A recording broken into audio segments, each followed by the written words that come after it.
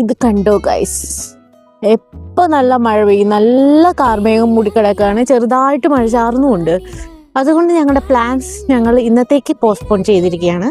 ഇനി അടുത്ത ദിവസം പോകാമെന്ന് വിചാരിച്ചു.